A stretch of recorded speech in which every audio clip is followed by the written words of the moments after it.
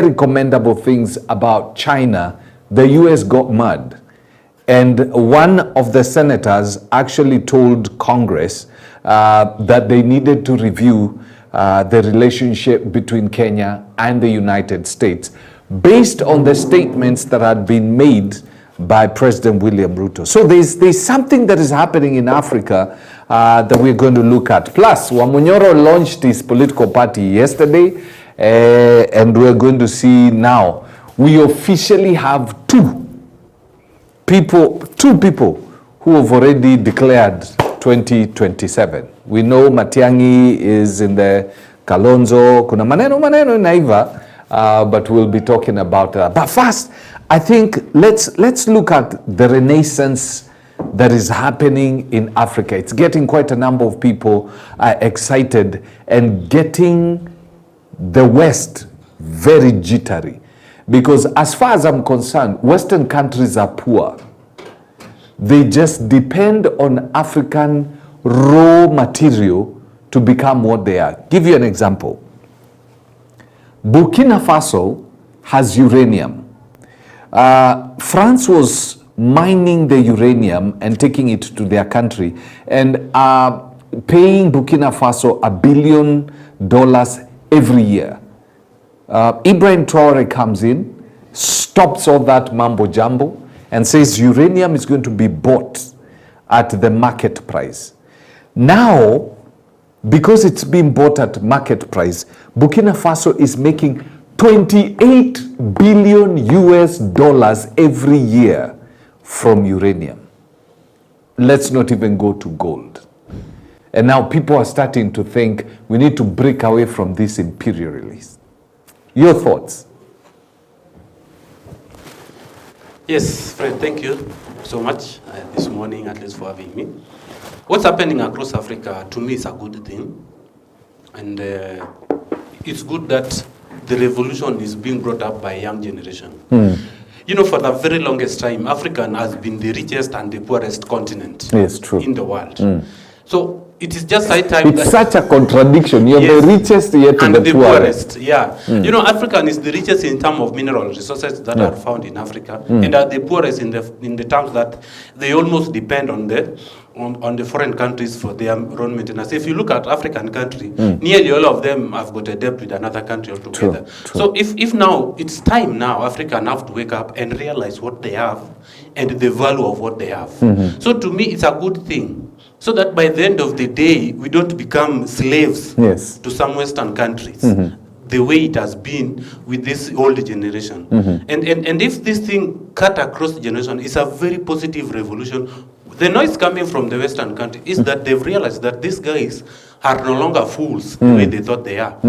Okay? You know, that is what is happening. Because if you think someone is a fool, and maybe the fool was just fooling you, waiting for the right time to come, and that is exactly what is happening in Africa. It is a very positive thing. For this, I support this thing and I'm for it. Because for the very longest time, we cannot just, you know, if you look at, for example, in that case of Burkina Faso, these France come, exploit the Burkina Faso citizens, they mine the uranium, go and sell them at even a higher price. Okay? So I think it's a good thing that as an African country, we should embrace new change and embrace new generation so that we can realize the importance of what we have and we go by it. Yeah. True. Good. You know, Fred, it's been a long time coming, and the more Africans become more concerned about the development of Africa, the better, because then we have control of our destiny. You know, for a very long time, Fred, Germany has been the largest producer of chocolate.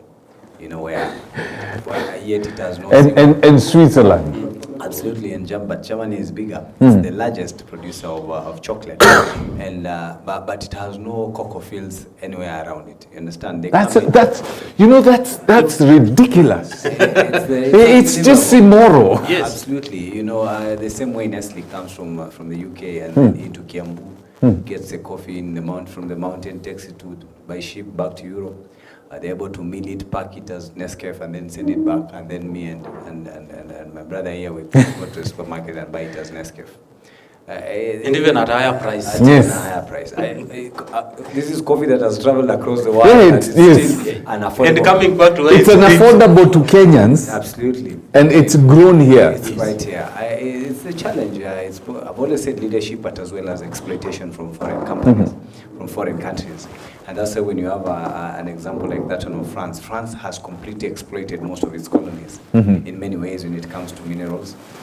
Fred, you know I come from a gold county. And Yes. I keep telling you that the last time the white people came to, a bunch of foreigners came to Kakamega and did evaluation, what you call exploration. So somebody just gets a cheap exploration license. Some acquired it corruptly, so it's not very valid. Comes in and identify where there's some gold deposits. He picks a lot of it in the name of samples, and then goes back and operates like a miner, yet he doesn't even have a full mining license.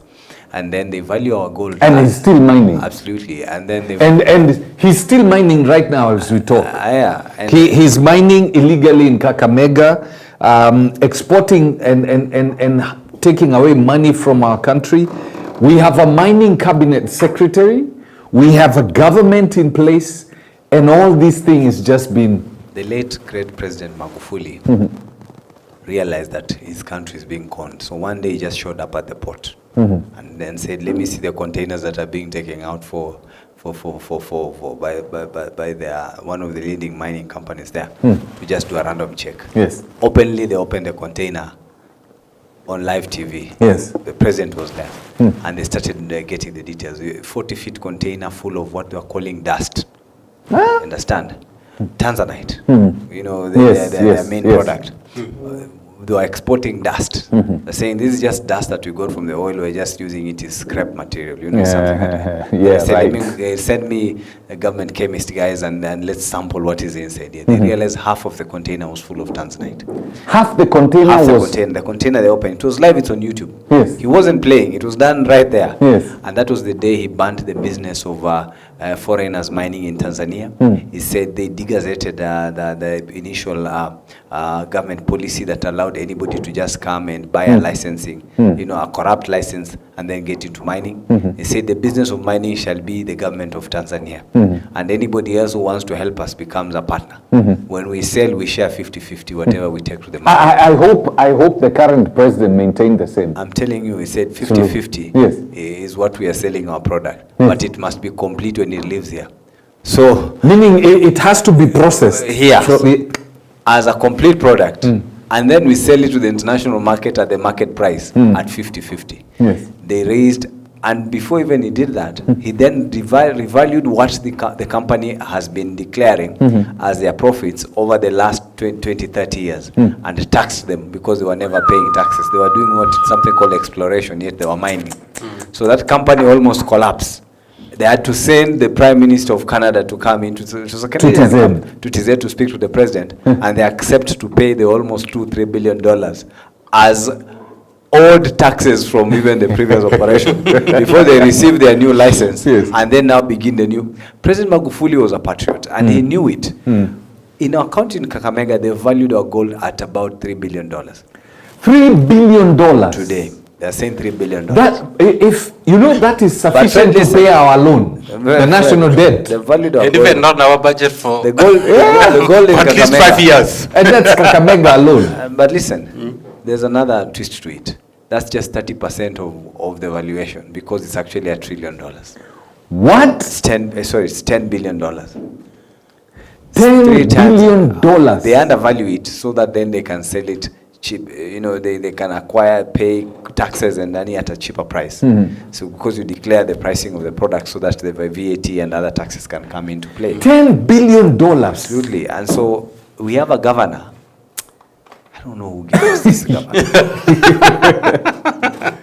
You know, you know, when Gaya said, we have a governor, you look at his countenance, the face just changed. Then like, he's so much disappointed in the governor. Yeah. You know, because you look, gold can build us full infrastructure. We can stop farming and just sit and relax. Just now run on farms and enjoy, build resorts as we just live off the minerals that we have in Kakamega. Kakamega County does not even have a department of mining. A desk. A desk that my brother here can come to and say, I want to do mining in Kakamega, who do I consult? It doesn't even have a desk for mining. Yet it's a lead product. It's like our main cash crop. That's the one product that can really because $3 billion, Fred, or $10 billion, about 10.3 trillion shillings. What today in the world? We only need, at 50 million per kilometer, to do 1,000 kilometers of road. It's just 50 billion shillings. To do a proper international airport, there is about 15 billion shillings, which is $100 million. To do a proper level 5, we would turn with just 10% of that fund. And Kakamega will be something else. It will become a complete city. It's a complete city. Yes. Just off gold. Because the gold, we would be able to pay this debt we are being told we have so much. The gold lives, my cousin Tina, she's married. You know the area, Kakamega South is where the gold mines are. The area where Center Halole comes from, Ikolomani. You know, Ikolomani is gold mine. Yes. In Luya. Oh, it's only that they were not able to say gold mine. So they say gold mine. Ikolomine. Okay. Gold mine. They were just saying at least you've learned something. In a way. So the whole of Ikolomani and Shinyalu and Lurambi, which is Kakamega town, and parts of my constituency, because we form part of central Kakamega. We live on gold. You understand? Under the basement, you live on gold. If you go to Kakamega now, there are brokers who now have made Kakamega town their home. They just work with suits and cash. So as a hard-working young boys in Kakamega, go 10, 20, 30 feet below to go and dig for some gold. And then sell, you know, it's measured in what you call ounce. So 1 ounce, they're selling it at 2,000 shillings. 2,000 shillings is just about $20. Yeah, and gold, an ounce goes for? Market price internationally is upwards of 10,000. 10,000 Kenyan shillings. $10,000. Say what, bro? It's just about $10,000. I'm telling you. And it's being sold at 2,000 shillings. And we have, you know, the thing that, and because this is leadership, we have a cabinet secretary who is specifically set aside to look into mining. When was the last time you heard Joho speaking? Where is he? Probably is just globetrotting. I don't even expect him to speak. Yes. Because what is he going to talk about? Does he even know his duty as a cabinet secretary? Does he even know that we have some gold mine in Kenya? And in some part of Kakamega and Migori County. Yeah, Migori as well. Not even Migori. It's one of the richest in terms of gold deposits. Now, this is so messed up. Yes. Because if Migori and Kakamega have gold mines, what is stopping the government from nationalizing the gold mines? And if Kakamega alone is capable of just a short, maybe 10%, pay off the national debt and completely revolutionize that area. Migori also. Fred, for us to actualize all these things, then we need minds and brains to sit in that cabinet and in that government to ensure that we realize what we have. Okay? But as long as we still dilly-dallying with all the kind of leadership, you know, they will rather do their own businesses with these mineral resources for their own benefit and not to benefit Kenyans. That is so sad. That is the sad part, Okay? That's why you realize some people...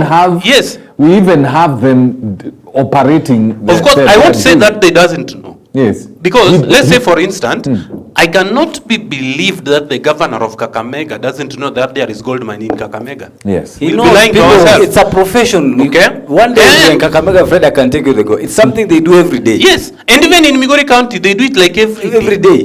So it is not something that the government is not aware about. They are aware of it. They know the value in it. But for the reason best known to them, they've decided to sit on it. In Kakamega, they've not sat on it. What they have done, there's now a local investor, a purported investor, who has come into Kakamega. He's building a gold processing factory for 5 billion shillings. A local investor, an international investor. So we are going to do what the rest of the world is running from, what the rest of Africa is running from, is what we are embracing. Exactly. And that's why I'm saying... And then the locals will be told you'll be employed when I say that the government of the day, right, that county level or national, decided now to relax and sit on it, is that even when the governor of Kakamega invited the so-called international investor, how is it going to benefit the locals of Kakamega? My brother Ngaira says that this is a gold valued at over 10 billion USD. Yes. Okay? US dollars. Okay? Amount that is enough to run the affairs of this country. Okay? But now, if this thing can benefit the whole country, meaning Kakamega County can be in the state of Dubai, we can have a mini Dubai in Kakamega. So if this governor has been here, okay, the goal is not something that was there yesterday. It has been here for this long time. But for the reason best known to them, they've decided that this thing will not benefit the good people of Kakamega, but they will benefit their pockets. The same thing is happening to Migori County. And I will tell you, live in abject poverty. Can I tell you, the irony is, in a constituency, in Nyatike constituency, where there is a lot of gold mining, is one of the poorest constituencies in Migori County. No, that is where they wrote. One of the poorest in Migori County. In fact, that is the only constituency in the entire Nyanza region that where you'll find that there is drought and maybe people are going of hunger and such kind of things. While they are sleeping on a natural resource that can benefit the entire county, if not the entire country. Yes. So I think sometimes it's high time that as a country, Fred, we need to have some kind of a revolution in terms of leadership, so that we can have leaders that are more people-centered. We can have patriots that govern us.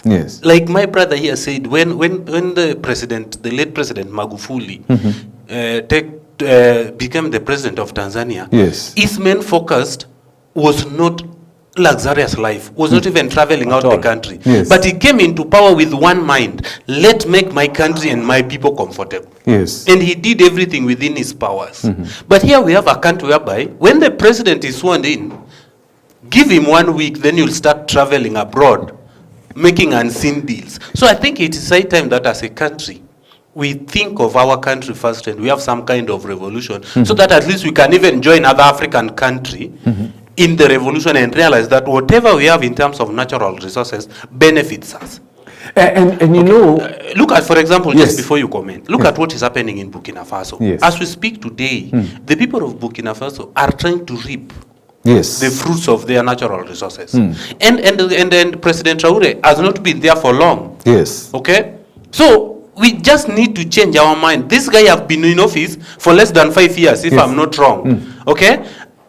Taking into account that they are a president that have served for decades in that country. But he just come for a very short time and change everything. I think that is the kind of mind we need in Kenya, so that even the people of Kenya can benefit from what we have. It is unbelievable. Burkina Faso right now, if the kind of works that are going there, development is unbelievable.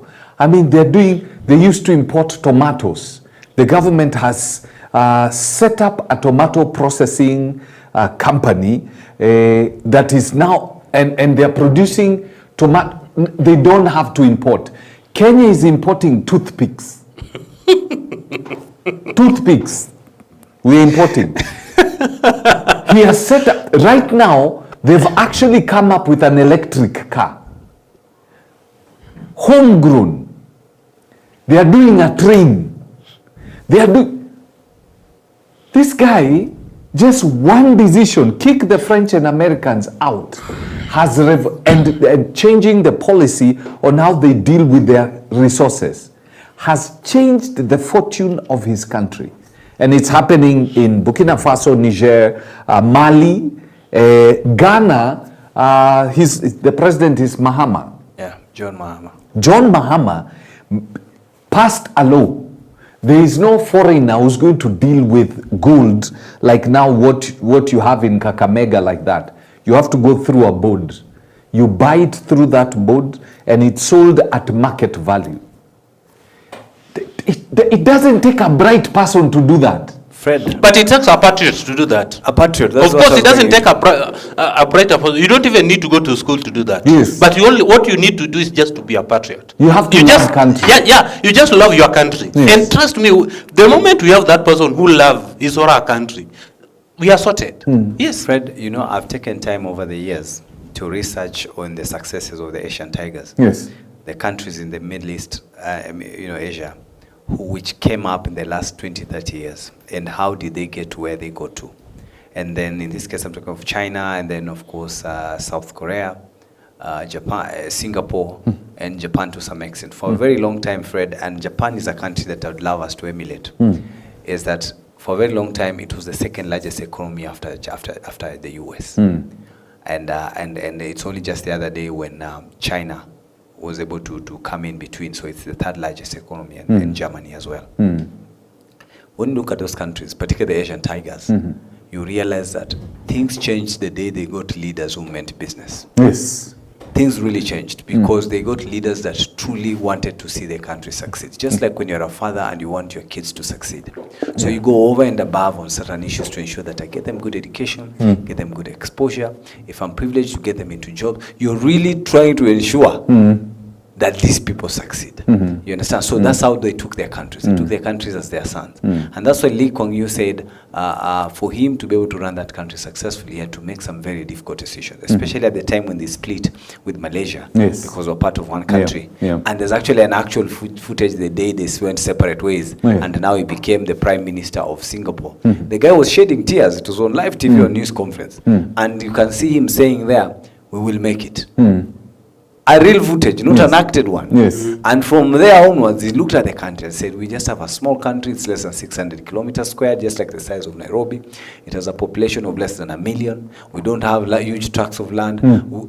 We don't have anything that we can say resources. Where do I start? He said, because we have a small country, then my biggest asset is going to be the people. I'm going to invest big on the people, so that when the people and the labor becomes our source of our main investment, that we make it easy for people to come here, we make it very cheap for people to set up business here, and then they get the best talent here. You understand? With that, then it became very easy to go into Singapore and produce, just the way China did later on, because the same business model that China did. You know, they went into industrialization and took labor because of the scale in terms of numbers, the population, the size of population. Let me surprise you. In 1996, 95, owning a car in China for the Chinese, you know, the local privately, was a difficult thing. Most people used to operate bicycles and those carts. Right now, they're having a problem when it comes to cars. You know, Fred. Kenya had cars, private cars, in 1995. You know, Fred, let me tell you something. If I just have a minute to give you a story. You know, in 1995, I transitioned from a local school that I was schooling in back in Taita Taveta called Soene Primary School, and went up country back home to one of our very famous schools there, which is Lugulu Boarding. Our sister school is Gulu Girls, top school in the country. Remember those days we used to do the ranking of schools, and we were there for very many years. And so the day I got there, I was due for the interviews. The way you go to a new school, you have to take tests so that you're admitted.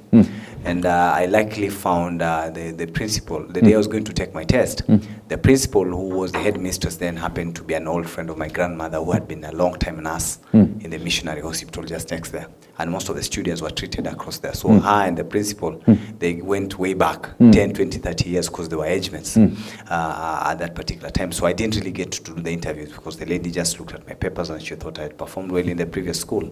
But she told me one thing, that Ngaira, here, we do not fail. That you're entering this school, but here there are no failures. When you come here, from the onset, you know that you're supposed to pass, because here we only create successes.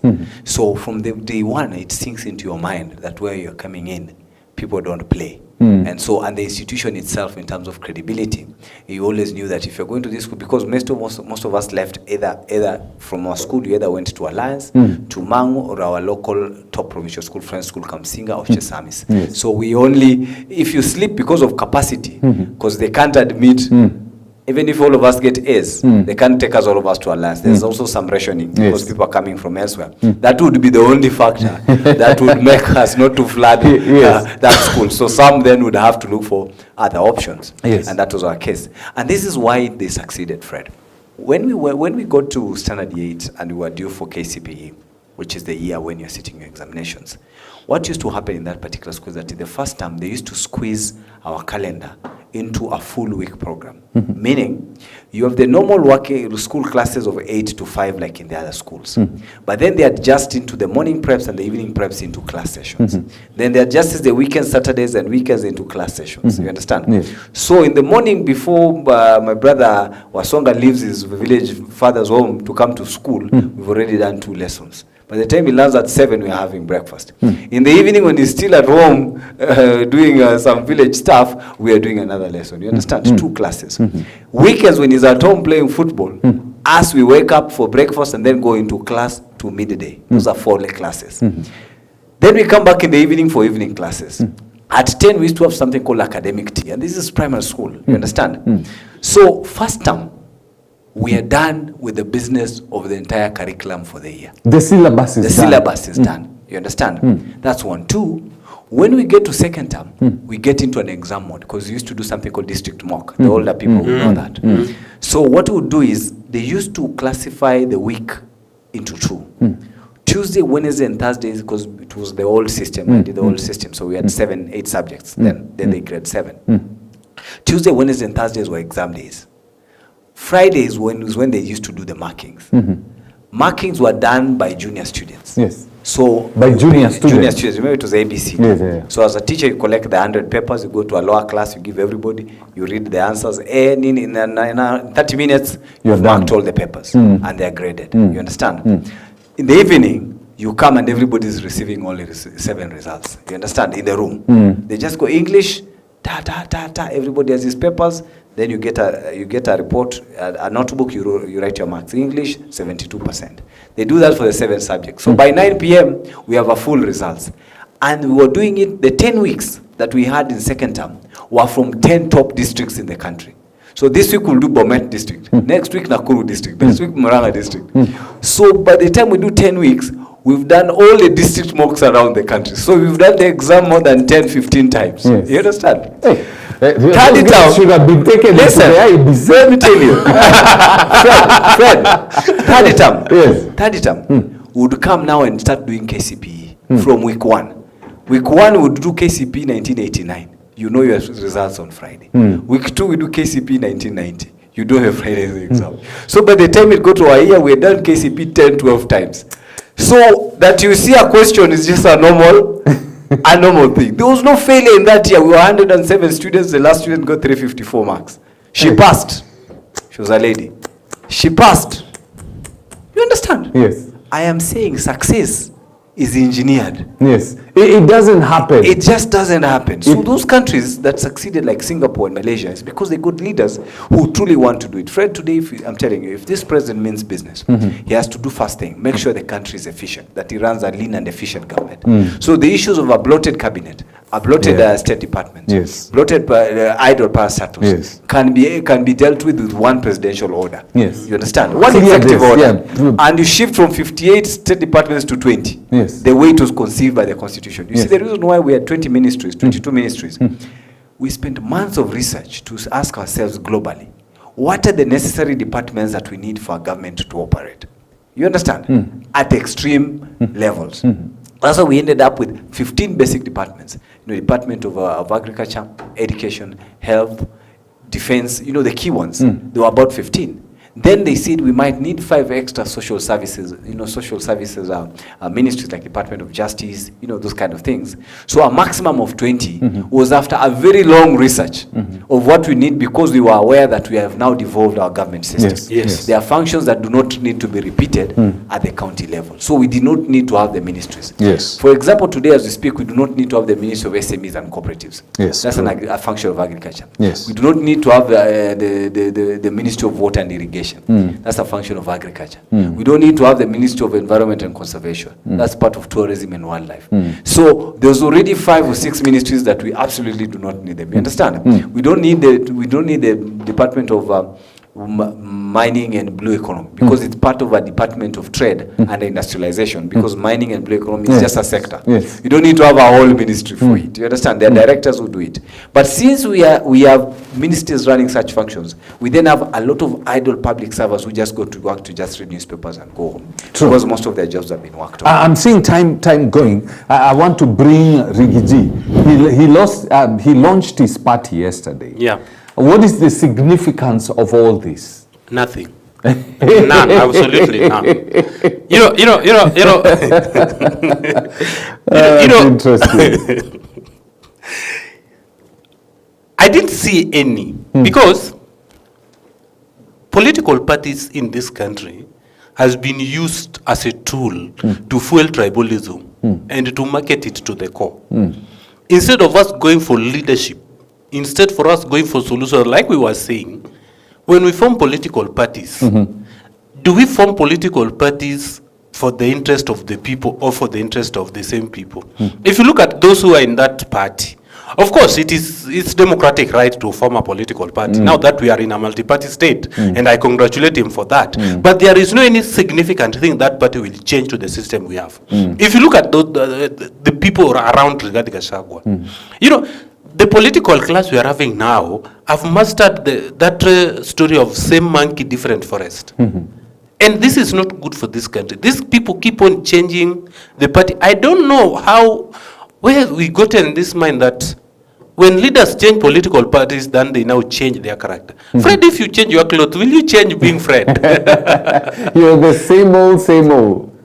So having a new political party with the same kind of people will not take us anywhere. And that is where we should start from as Kenyans.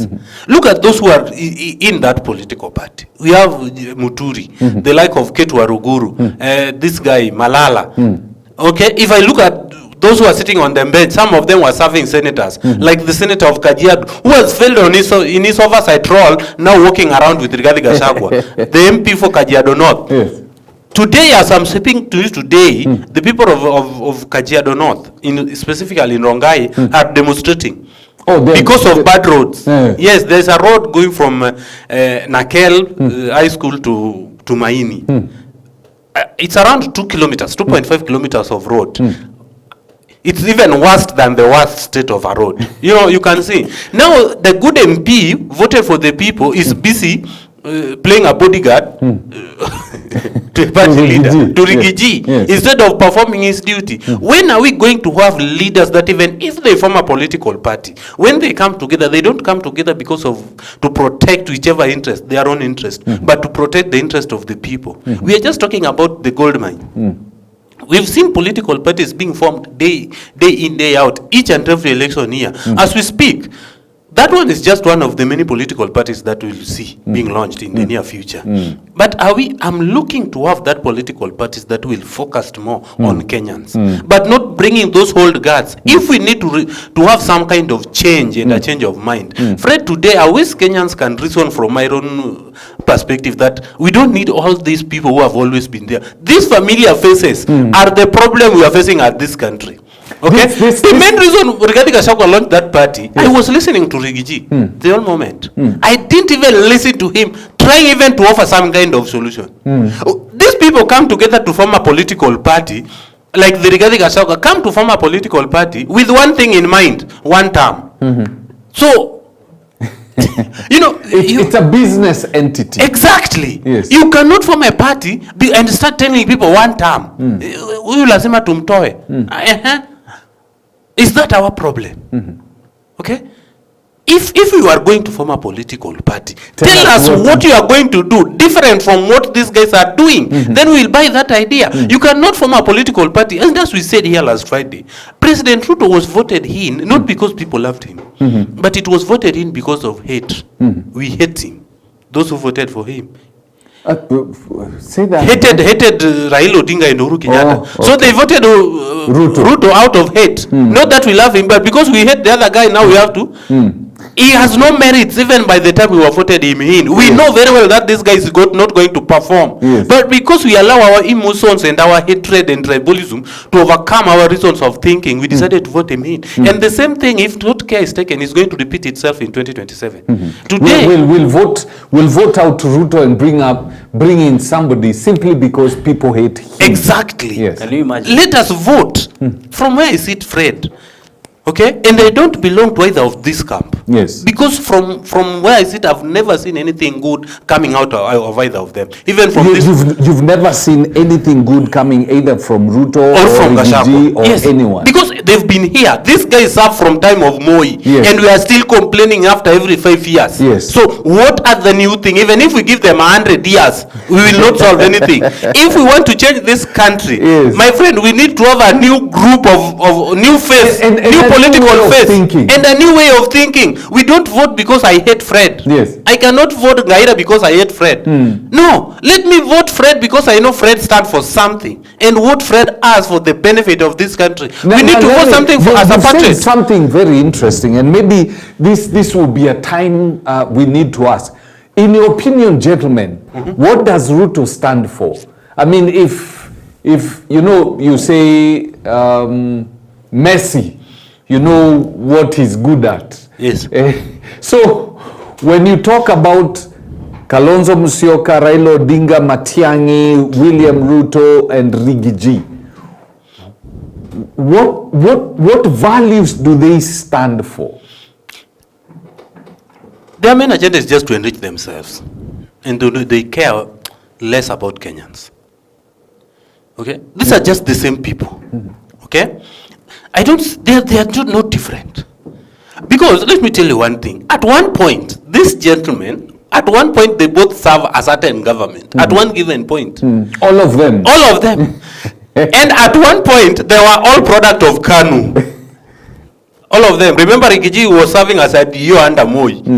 Okay? Then become Uhuru Kenyatta's PA before being elected Madeira member of parliament and eventually deputy president to William Ruto. Do you want to tell me they don't know each other? They do. Raila Odinga was serving under KANU Yes. with Ruto. Yes.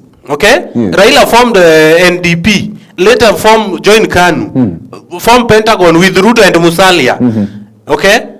Now Ruto joined Uhuru Kenyatta and form URP. Raila joined Mudavadi and Wetangula, form CORD. These guys are just the same thing. So even if they form 100 political parties, but we are just seeing the same faces, my friend, we don't expect anything new. Me, I don't expect any miracle. And the mistake we will do as Kenyans is that we continue to give these people the audacity to continue ruling this country. That's why the other time I said, if we can't change how we think, if we can't change our leaders, and we allow this kind of leaders to continue leading us, then we even lose the right of complaining. Because already it's like we know what is wrong and what is right. But for the reason best known to us, we've decided to choose the wrong side and we complain. Yeah. We need a new set of political leaders. We need a new set of leadership. Not Just this. need to- We need just, even if today Ruto, if in 2027 Ruto have to go home, Yes. let Rigathi Gachagua remain the official opposition leader and oversight that government we are going to usher in 2027. Because I agree with Rigiji, Ruto will be a one-term president. He has to go home, but we will not vote him either or his candidate, because we cannot continue repeating the same mistake year in, year out. You know, Fred, today, when you look at the statistics of Kenyan population, in the context of, say, because we've concluded that Ruto is not an option, so we're just discussing the alternatives. For example, Kalonzo Musyoka. Today, as we speak, the Kenya National Bureau of Statistics says that almost 70% of Kenyans alive today are 40 and below. You understand? That means most of them were born after 1985, which is just when Kalonzo Musyoka was starting his career. What it means is that 70% of Kenyans today were not alive when when Kalonzo joined parliament. 70% of Kenyans today, they were not alive. they were not alive. That is how long he has been around. Yes. And if for 40 years, Fred, in a him and Mudavadi, in a situation where you've been everything else except president, there should be some track record to show that for the 40 years that I've been MP, assistant minister, vice president, this is what I've done. This is what I've done. You understand? None of those characters can show you that. That's why I keep telling Kenyans. I was on another show yesterday, on Wednesday, and on a radio show, and I was telling people that, if these politicians have considered that the 30 million Kenyans, adult Kenyans today are fools, I as a person will make history in 2027 by showing that in Kenya, we have 30 million Kenyans minus 1. The results can't be 30 million. It will be 29,999,000. What I am saying is that I cannot buy what these people are selling. Even if it means being alone. I'll be proud of what I will have done. Because it has proven that if you do the same thing the same way with the same tact, the results are just unexpected different results. You are the biggest fool in the world. You understand? There is nothing else that will change. If Kenyans will still believe that non-starters like Kalonzo, who've been given an opportunity to serve for decades, can be an option, or tribal and corrupt characters like Gachagua can be an option, then we are heading nowhere. We expect no change. Let me just be a patriot and stand for my country. No, I think up to that point we lose even the right to complain. We should just be contented with whatever nonsense we have and agree with it. Because we are not... Because Fred, President William Ruto did not drop from heaven to become president. He got elected by people. Yes. Those people did not just land in Kenya on election day. They've been here for the last 30 years throughout his career. They have seen him as a member of Y2K. They have seen him as a controversial member of KANU. They have seen him in court with dozens of court cases where he has appeared himself. It's only the other day when he became deputy president that he avoided going to court. But before that, he had been to court many times. The land case in Ngong, the land case with my neighbor at home, Muteshi in Kakamega, the Western land cases, and many other cases. He has been, and this is a debate that I used to have with a friend of mine. And even when he was agriculture minister, he was fired out of office because of corruption. There is a friend of mine called, there's a friend of mine, long-time friend of mine called Mwathi. He comes from Kangema. And we went to university with him. He's a good friend of mine. We always debate about this. And last year, during election time, I used to tell him, my brother, what is it that you don't know about William Ruto that you still believe he can be something else? And he told me a lot of stories. And I told him, our principle and opinion and our standards as Azimio then is that this one is an untrustworthy leader that is not capable of managing public resources. Ever since he started working, he's made all his money by doing business with the government. His main occupation as a Kenyan is eating public money. That is his hobby. The other one can say his hobby is soccer. Another one can say drinking. Him is eating public money. So all these years, there's nothing to show for it. You understand? Yes. So I do not expect anything from it. He told me some stories. Then, of course, he won the election. Now, the other day after the fallout, we were seated somewhere in the West, and he was part of the people who are now accusing everybody and anybody that is being seen with William Ruto as fools. One character just next there, he happened to be from Luo Nyanza, got extremely offended because currently, Nyanza is being propped as the only defending army that the president has. Got so angry because he was saying, at least you can just say I'm in broad-based. But you voted for this guy. He even threw a punch. He was angry because he felt like he was being profiled as a community by a character that should be the least to complain because this character was told, and he told him, he said, we even told you, remember when Junet used to say, Mwizi ni nani? And then the crowd would give an answer. He said, we told you publicly this character is unfit for public office. But you said, hata kama ni mwizi we? Please live with it. It's your choice, you understand? And in a free democracy, it happened. You got him as president, please live with it. But you can't drag a whole community into a mistake that you did yourself, you understand? So Fred, if Kenyans going into the 2027 elections still believe that the crop of leaders that we have today will take this country into a Singapore of tomorrow, Fred, it's not going to happen. Your closing comments, we're already out of time. Okay, just a few seconds. Okay, just in a minute. What I want to say that... Less than a minute. Okay. What I want to tell Kenyans that we cannot afford to repeat the same mistake. I believe and I know that there are a group of Kenyans who love this country and will do anything to protect this country and the interest of this country. Okay? Such leaders are the one we are going to vote into leadership in 2027. Not the same faces who cannot offer us any solution. We will not afford to repeat these mistakes. And I want to appeal to Kenyans that as we are going to the 2027 general election, please let us put our emotions in check. Let us not vote because someone has triggered our emotions. However much they might try to trigger our emotions, however much they might try to upset us, but when we are going to vote into 2027, let us vote for a real change. Let us vote reforms that will transform this country to a better place for everybody. All right. Gaira, few seconds. Kenyans have an opportunity as always to choose the destiny of their country. I just hope they do so with the extra wisdom that is needed, so that at least you can give this nation an option to survive beyond 2027. All right. Beautifully said. There's a Mzungu who said the choices have consequences, and they truly do. Let us choose people who will think country first. You heard from Gaira that in Kakamega, the gold deposits in that land have been are almost worth 10 billion US dollars. Our country's national debt would be wiped out with just a percentage of that amount.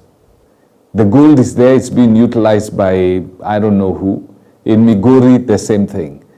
So there's food, there's resource, there's wealth in this country, but only a crooked elite is busy utilizing that instead of doing it for country. So you and I have a responsibility to ensure that whoever we are going to vote in, not just president, governor, senator, member of parliament, MCA, and the women rep, are people who love country and are thinking of how they're going to utilize the resources that are already in the land to benefit the people. Go study Burkina Faso and you'll be impressed. You look here and say, God help this country. All right? I leave you with that. Wacha sisi tukakule China mandazi. They are part of the resources of this country. Good morning.